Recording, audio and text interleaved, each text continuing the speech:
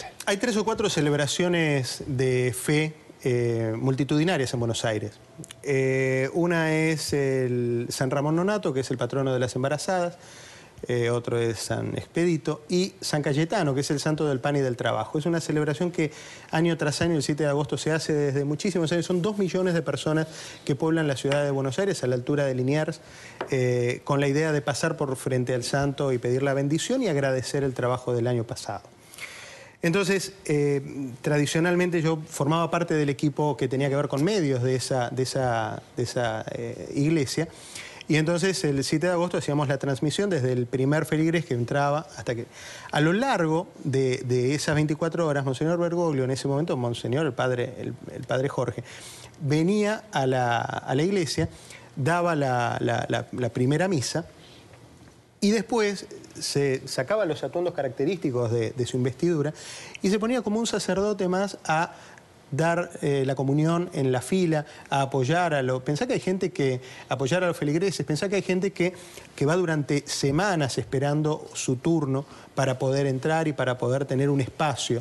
Y entonces él iba y pasaba por la radio. Y ahí es donde venía la historia de que nos sentábamos en una mesa como esta y nos pasábamos 2 o 3 horas porque había que estar ayudando y dándole aliento a aquel que estaba último, porque no se cierra la puerta hasta que el último no pasa por ahí.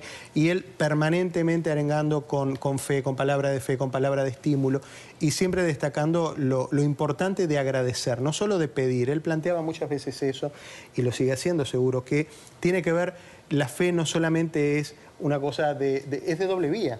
Es no solo pedir, pero también agradecer. Claro. Y ese era un poco el mensaje que él planteaba. Y tomábamos mate, cosa que bueno, la gente sabe, una infusión muy característica de Uruguay y de Argentina. Sí, gracias. Sí, sí, pero no empecemos ahora a atribuirse todo. Ya que tienen Papa y Reina y Maradona y Messi. Todo queda para acá. Todo queda para acá. Quiero mostrarles algo que le voy a pedir a nuestros invitados que comenten, y es un reportaje sobre algunas de las cosas que muchos analistas consideran tal vez de los principales desafíos que enfrenta el Papa Francisco. Jorge Mario Bergoglio, hoy Papa Francisco, enfrentará grandes retos dentro de la Iglesia para hacerla más eficaz y transparente, así como potenciar la evangelización en un mundo secularizado. Afrontará los casos de clérigos pederastas, el celibato sacerdotal, una mayor presencia de la mujer dentro de las instituciones eclesiásticas y mejorar las relaciones con el mundo islámico y los judíos. A solo unas horas de haberse elegido el nuevo Papa, los fieles a través de las redes sociales cuestionan los retos a los que éste se enfrentará durante su pontificado. Entre ellos sobresalen el tema del uso de anticonceptivos, el matrimonio entre homosexuales y los métodos de fertilización asistida. Benedicto XVI, predecesor de Francisco, defendió el celibato sacerdotal y mantuvo cerradas las puertas del sacerdocio a los homosexuales, mientras que otras iglesias, entre ellas la episcopal, han ganado adeptos precisamente por esto. Sin embargo, Ratzinger concedió más dispensas que Juan Pablo II a clérigos para que se casaran. Miles de católicos quieren que el nuevo pontífice aborde también la admisión a los sacramentos de los católicos divorciados y que se han vuelto a casar, y que según el Consejo Pontificio es ley divina, algo que ni siquiera la Iglesia podría modificar. La moral sexual también sale a relucir entre los retos de esta nueva Iglesia de Francisco, que es contraria a las relaciones prematrimoniales. Los jóvenes exigen una reforma y una respuesta a los nuevos tiempos. Para Sepsica Fondo, Diana Montaño, América TV. ¿Qué me dice, padre? Bueno, yo creo que una de las cosas más importantes que tenemos que ver ahora, porque lo que está pasando en el mundo es una deshumanización, que a veces yo la llamo animalización, porque nos estamos comportando como animalitos, no como seres humanos capaces de crear, capaces de amar, capaces de construir, capaces de inventar tantas cosas buenas.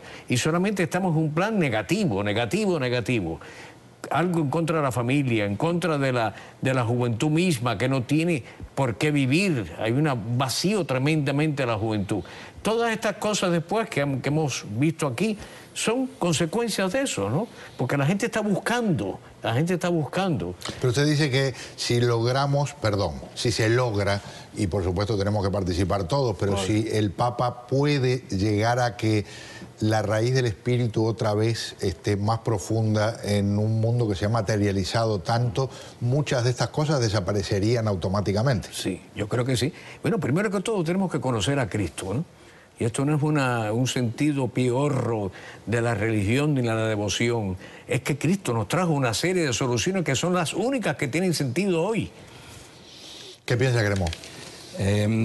Me sorprendería mucho, yo creo que no lo veo haciendo grandes cambios en temas sexuales, en cuanto a matrimonios del mismo sexo. Él se opuso en Argentina.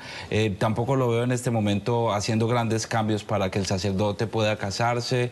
Yo lo veo muy inclinado, como su nombre parece ser indicar, que recogió de San Francisco de Asís y no de Francisco Javier, que me sorprendió mucho.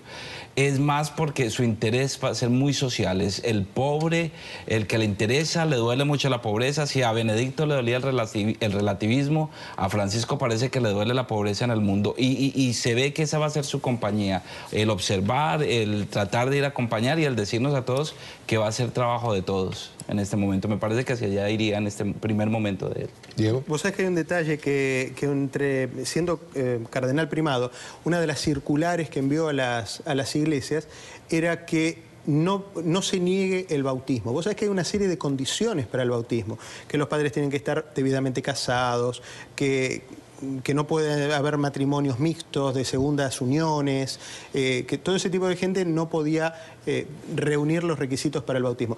Él, de alguna manera, planteó que no se puede evitar el bautismo, no se puede negar el sacramento del bautismo, que es el primero, ¿no? El primero, el fundamental. Y creo que eso es un primer paso a tratar de entender y a descubrir a Cristo, que es desde la génesis, desde el primer pie, ¿no?, que se mueve. ¿Qué me dice de eso, padre?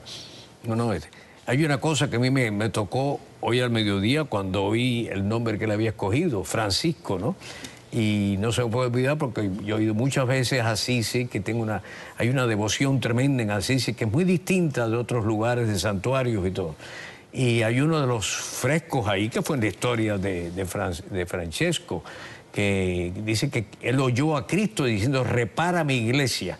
Y Giotto fue allá y lo pone a él agarrando una iglesia que se estaba cayendo, un edificio que se estaba cayendo. Y yo creo que realmente él pensó en eso enseguida, me parece a mí, cuando escogió el nombre ese. Porque primero tenemos que reparar a la iglesia. La iglesia tiene que saber lo que es ese signo de salvación para todo el mundo, para todas las razas, para todas las religiones. Porque es la única que tiene respuestas de vida eterna. Qué mensaje tan poderoso, padre. Nosotros vamos a la calle otra vez para encontrarnos con la